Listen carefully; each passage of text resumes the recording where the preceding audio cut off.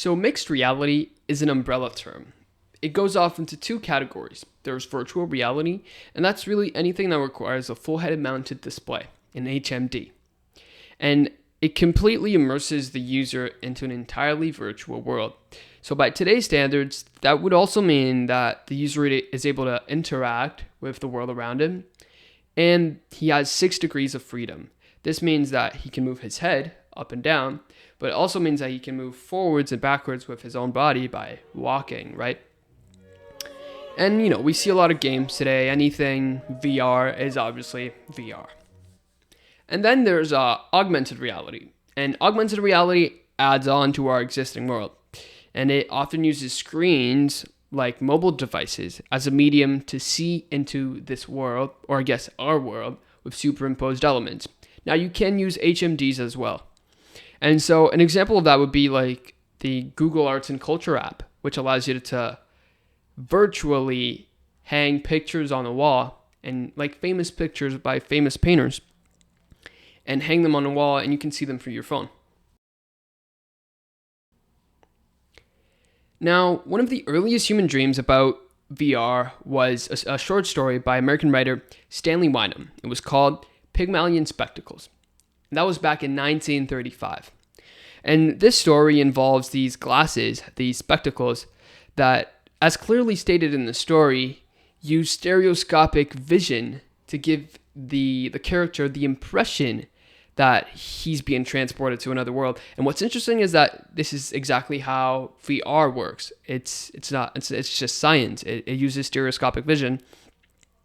And it's interesting that back in 1935, he made this whole story regarding this machine, not magic, this machine that could bring you to another world, which is what we have today. So it's a very interesting parallel.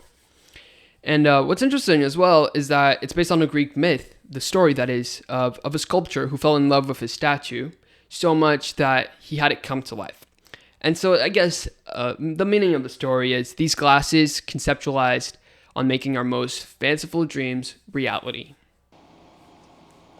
So later through the 50s to the 90s, the first real prototypes of virtual and augmented reality systems were created. There were multiple there were multiple inventions that were smaller bits and pieces that led to VR and AR we have today. But the most notable one was Jaron Lanier's iPhone and Thomas Zimmerman's Data Glove. Now, iPhone is spelled like as in human eye. And it's interesting because it's really the first VR that looks like the VR that we have today. And you'll see that it truly looks like the VR in functionality and appearance and everything. However, it was just too expensive at the time. The Data Glove alone cost $10,000, and the conditions simply didn't allow it to be sold. However, back in 1985, they were able to do that. And after that, there was kind of a dip, kind of a break. There was a spike in VR during the 90s, but again, Nintendo and Sega, they just weren't able to sell those things. It was either too cheap and it caused motion sickness, or it was too expensive. So it just died out. However, in 2012 came the Oculus Rift prototype, and after that, VR quickly became mainstream. So education, one thing is that it gives students the opportunity to engage more in the learning process. We've seen that we learn a lot better through experience, and we retain information a lot better. And they've actually tested that with medicine students, a peer group using textbooks and another one using VR. And it's actually much more intuitive with VR. And another thing is that you can learn from anywhere with anyone. So that's really helpful, especially in the condition we're in the world right now.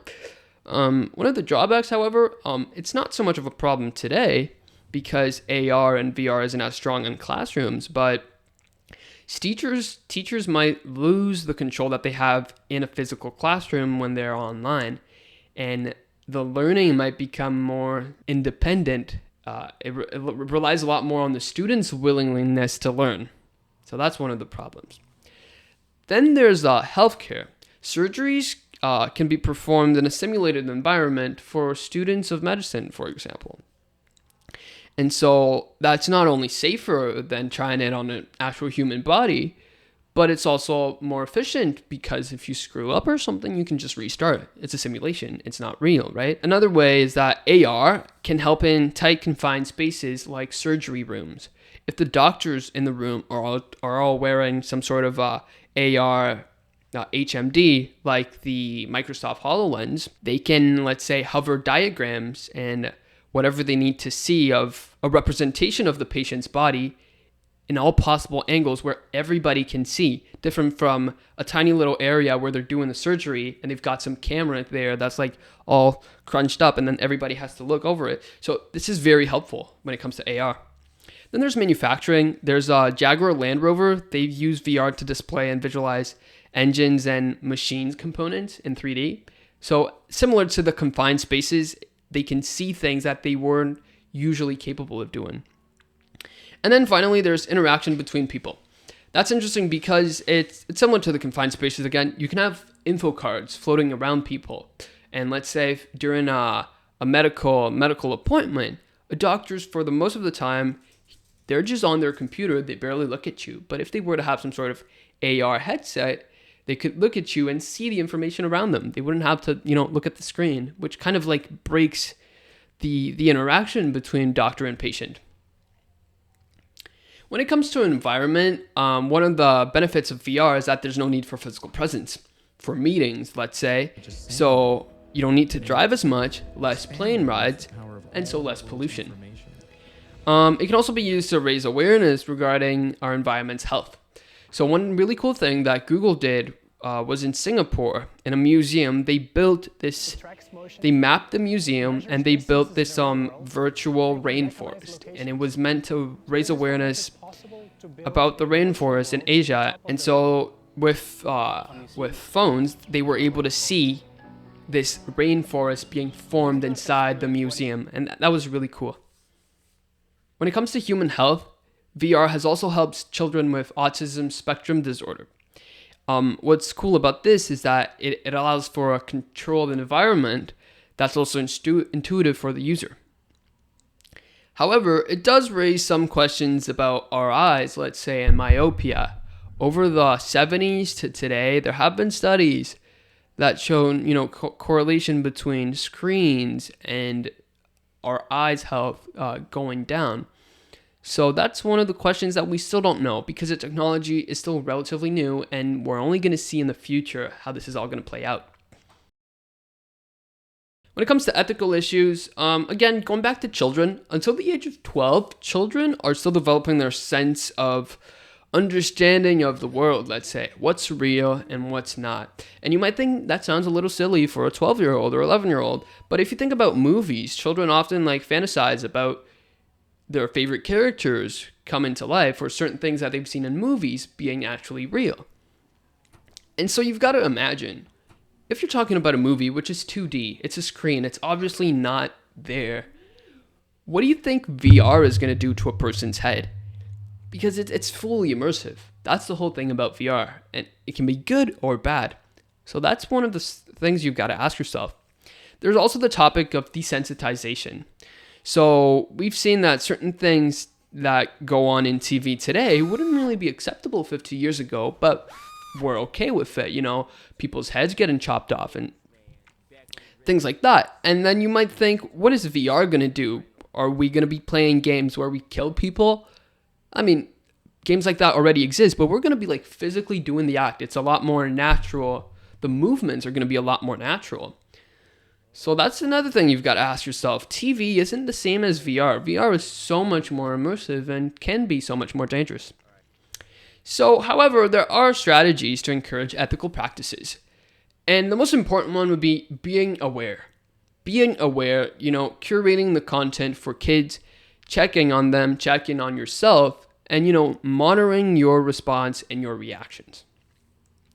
When it comes to education and career in VR, AR, it's really, software development. You got to remember that this isn't a new technology. It's only new to the world.